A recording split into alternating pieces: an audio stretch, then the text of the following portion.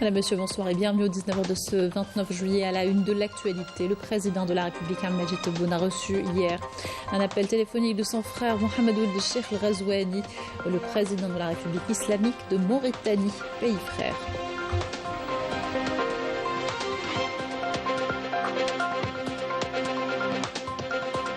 Présidentielle du 7 septembre, la Cour constitutionnelle reçoit un 5e recours. Il sera étudié avec les 4 autres avant l'annonce finale des candidats au prochain scrutin. Ce dernier revêt une grande importance auprès des Algériens établis en France. Déclaration à suivre dans quelques instants.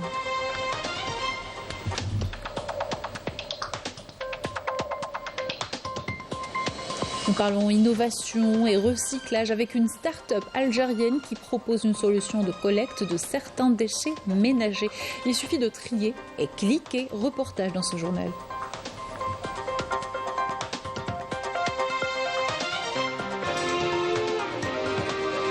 Au Maroc, nouvelle manifestation des avocats devant le siège du Parlement à Rabat pour dénoncer le projet de loi sur la procédure civile, un texte jugé offensant et régressif. Nous en parlons tout à l'heure.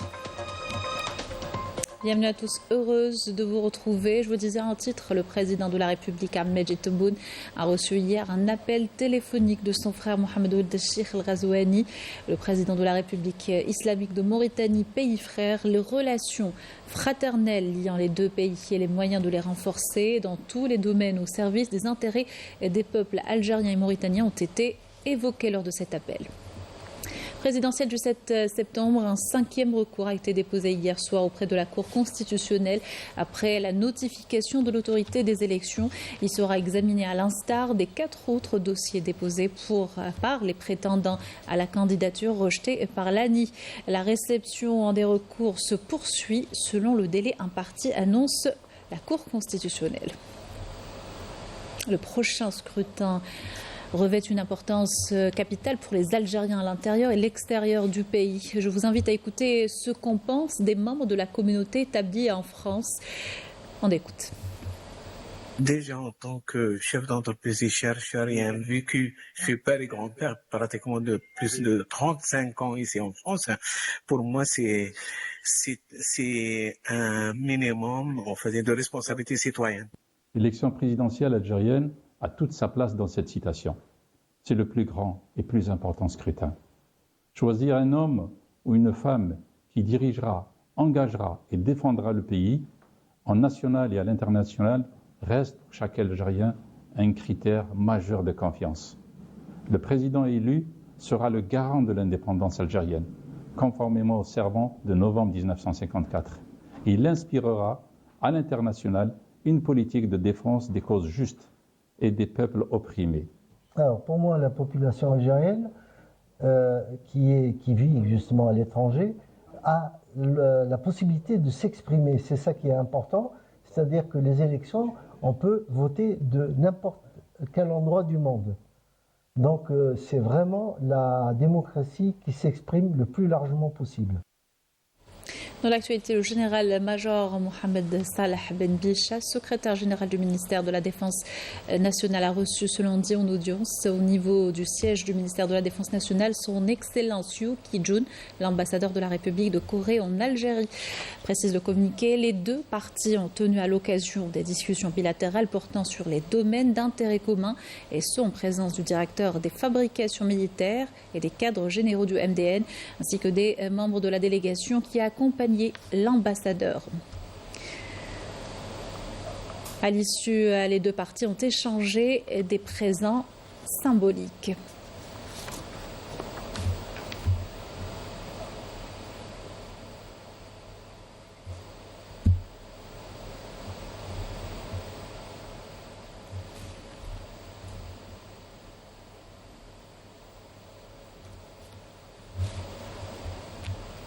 Agriculture, la wilaya de Boumedès connaît une amélioration notable dans la production de plusieurs fruits et légumes. L'accompagnement de l'État a permis aux agriculteurs de se dépasser, se libérer des contraintes ou des craintes de l'échec. Par ailleurs, des contrats de performance pour l'exploitation de parcelles agricoles ont été octroyés récemment. Reportage de Mohamed Ayashi, commentaire de Bedia Amardi.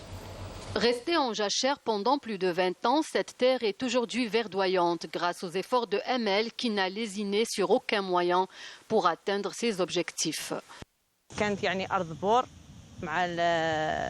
Cette terre n'a pas été exploitée depuis de longues années. Nous l'avons mise en valeur. Nous avons commencé par planter des arbres et des vignes.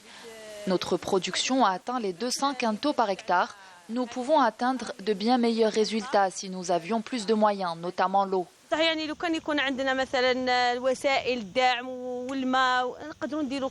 Abdelkader s'occupe de cette exploitation en l'alimentant en engrais et en eau, tout ce qui est nécessaire pour de meilleurs rendements de raisins. Il faut toujours s'occuper de la terre pour avoir une bonne production. Il faut se débarrasser des feuilles et des branches mortes, tailler, effectuer plusieurs tâches. Il faut travailler sans arrêt. Nous avions beaucoup de difficultés il y a 20 ans. Nous avons investi beaucoup d'argent. Mais maintenant, grâce à l'accompagnement de l'État, nous avançons plus. Nous n'avons plus peur. Pour encourager les agriculteurs de Boumerdes, les services de l'Office des terres agricoles ont octroyé des contrats de performance pour l'exploitation des terres pour une durée de 40 ans.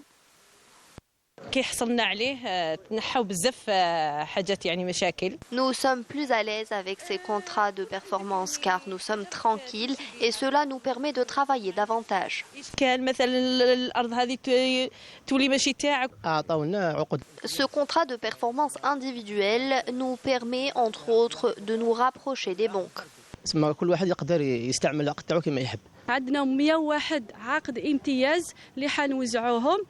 Nous allons distribuer 101 contrats de performance aux agriculteurs qui leur permettront d'obtenir plusieurs avantages, entre autres l'accompagnement de l'État, des contrats de partenariat et des forages.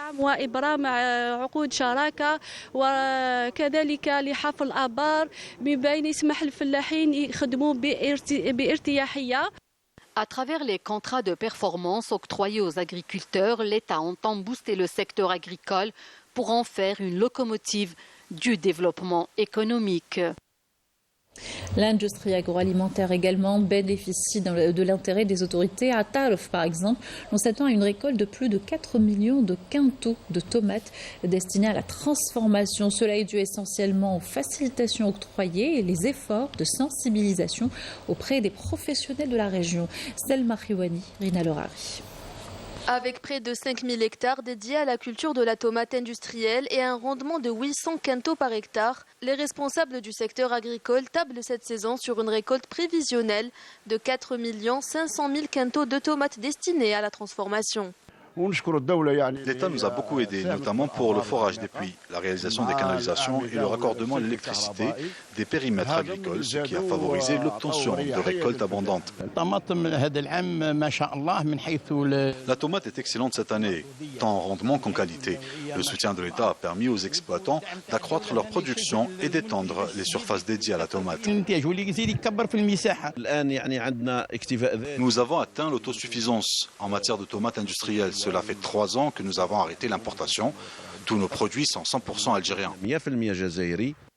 Pour absorber cette récolte abondante, la wilaya s'est dotée d'une unité de transformation supplémentaire dans la commune de Ben Mhidi, d'une capacité de transformation de 5500 tonnes par jour. Les 7 unités dont dispose la wilaya permettront désormais de transformer 10 000 tonnes de tomates par jour. El Taref couvrira les besoins du territoire national à hauteur de 40%. La récolte prévisionnelle atteindra cette année les 4,5 millions de quintaux de tomates industrielles. Nous avons procédé à la remise en service d'une 7e unité de transformation qui vient renforcer les capacités des 6 autres déjà existantes au niveau de la wilaya d'El Taref à la demande des agriculteurs.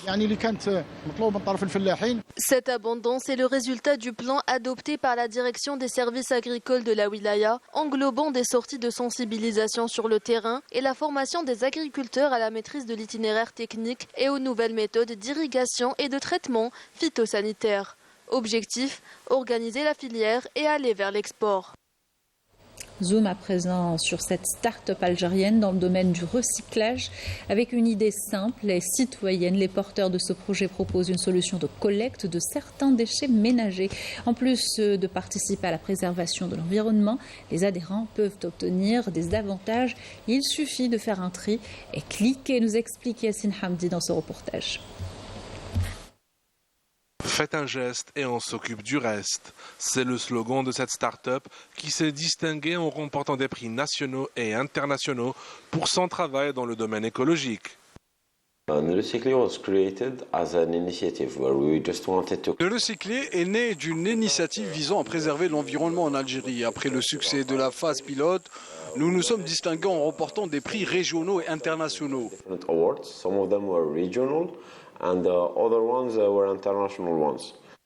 Avec l'avènement des nouvelles technologies, le recycler est à présent disponible en ligne grâce à sa plateforme qui facilite la tâche aux citoyens voulant recycler leurs déchets et les compagnies en charge de ce processus. Notre plateforme utilise des codes QR. Une fois votre compte créé, vous aurez votre propre code d'utilisateur. Au moment de recycler vos déchets ou de récupérer vos récompenses, vous n'aurez qu'à scanner votre code QR.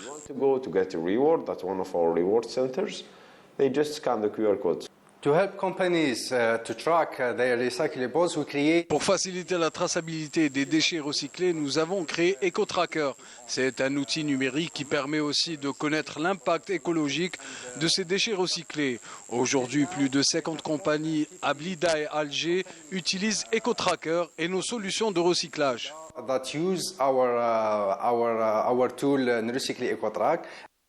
La politique de développement de l'Algérie à travers son soutien aux startups a facilité le travail aux jeunes entrepreneurs en les exonérant d'impôts. Mais il y a d'autres obstacles à surpasser. Un de nos principaux obstacles est la situation des collecteurs non réglementaires. Il nous est difficile de les déclarer en tant que travailleurs, encore moins en tant que sous-traitants vu qu'ils n'ont pas de registre de commerce. Le ministère de l'Environnement est au courant de ce problème et veut collaborer avec nous. En plus de contribuer au développement de l'économie nationale, le recycler participe à la préservation de l'environnement de notre pays divinement beau, préparant ainsi les prochaines générations pour le futur, tout en leur garantissant un avenir meilleur. Au siège de l'ambassade de la République d'Indonésie en Algérie, le secrétaire général du ministère des Affaires étrangères, Lunas Magraman, a présenté au nom du président de la République ses condoléances suite au décès de l'ancien vice-président indonésien Hamzah Has. Cette personnalité exceptionnelle a laissé son empreinte et a grandement influencé la place politique indonésienne, traçant les politiques et cristallisant les orientations depuis l'époque du président Suharto. Jusqu'au début des années 2000, Magraman a exprimé la solidarité et le soutien de l'Algérie avec l'Indonésie, peuple et gouvernement. À l'étranger, nouvelle réaction après l'annonce française en faveur de l'approche de l'occupant marocain vis-à-vis du Sahara occidental. Le comité arabe de solidarité avec le peuple sahraoui dénonce une position stipendiée et partielle de la France. Il appelle le secrétaire général des Nations Unies et le Conseil de sécurité à permettre au peuple sahraoui d'exercer son droit à l'autodétermination. Yamina Saïchi. La décision du gouvernement français concernant la reconnaissance du dit plan d'autonomie pour le territoire du Sahara occidental constitue une grave dérive qui foule aux pieds la légalité internationale et cautionne l'occupation marocaine des territoires sahraouis au mépris de la volonté du peuple du Sahara occidental. Le gouvernement sahraoui a affirmé que cette position, contraire aux principes du droit international, dévoile aujourd'hui l'implication de la France dans l'agression continue contre le peuple sahraoui et confirme clairement qu'elle est directement complice de tous les crimes perpétrés par l'occupant marocain contre le peuple sahraoui. Le collectif pour la coordination des associations sahraouies en France a dénoncé la décision du gouvernement français de soutenir le plan d'autonomie marocain pour le Sahara occidental en la qualifiant d'erreur politique, économique et diplomatique dont les conséquences seraient nuisibles et pour la région et pour l'Europe. Le président du mouvement espagnol de solidarité avec le peuple sahraoui en veut pour preuve le soutien apporté par la France au Maroc dans sa guerre contre l'armée sahraoui depuis la rupture du cessez-le-feu par l'occupant marocain en novembre 2020. De son côté, la présidente de l'Association britannique de défense des droits du peuple sahraoui a affirmé que la décision de la France de soutenir le plan d'autonomie marocain pour le Sahara occidental portera atteinte au processus de l'ONU visant à décoloniser le Sahara occidental. Une décision qui révèle une fois de plus le double standard hypocrite des grandes puissances occidentales qui soutiennent les droits de certains et les renient pour d'autres. Nouvelle manifestation des avocats marocains devant le siège du Parlement à Rabat pour dénoncer le projet de loi sur la procédure civile. Le texte est jugé offensant et régressif pour les droits constitutionnels. Les avocats réclament la démission du ministre de la Justice responsable de cette situation catastrophique. Yamina Staïchi.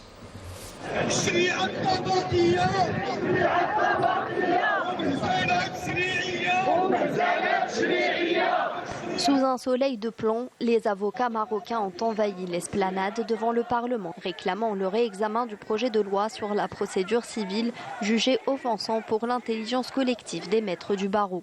Habillés de leurs robes noires, ils étaient des centaines à scander des slogans dénonçant ce qu'ils qualifient de honte législative et une régression du droit constitutionnel et social. Adopté mardi par la Chambre des représentants, ce projet de loi a été qualifié de catastrophe par les avocats. La profession d'avocat est libre et indépendante et le ministre doit partir. Un slogan repris en boucle.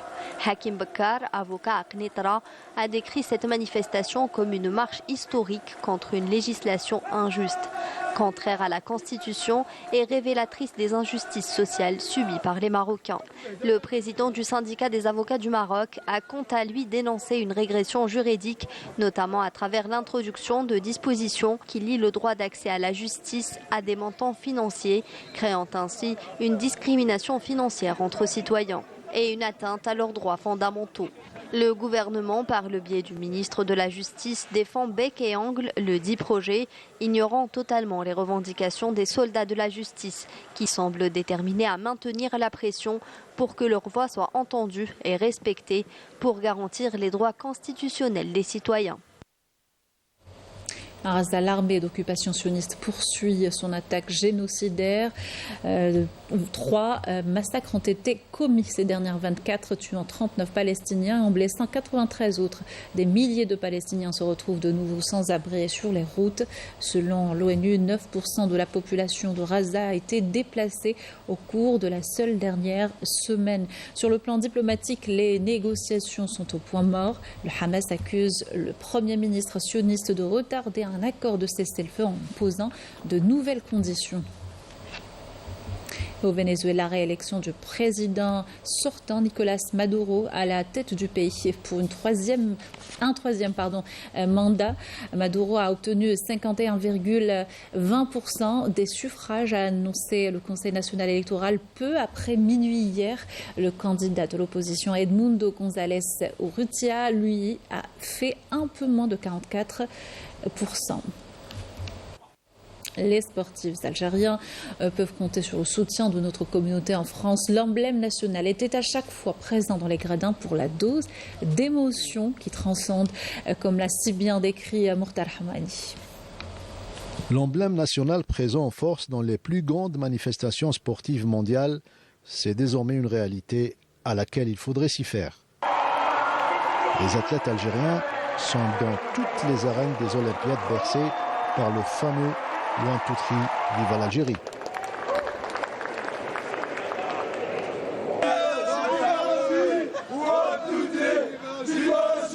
Inch'Allah يطلع الدرابو dans cet pays ونسمعوا النشيد ان شاء الله هنا يفرحونا ورانا معولين عليهم ان شاء الله يجيبوا لنا دي ميداي يشرفوا في البلاد ان شاء الله.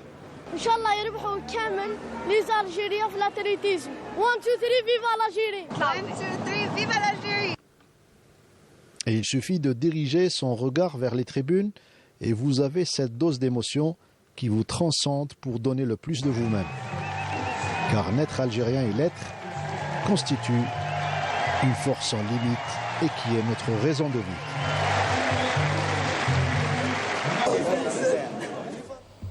Voilà qui termine notre journal. Merci de l'avoir suivi. Excellente soirée sur Canal Algérie.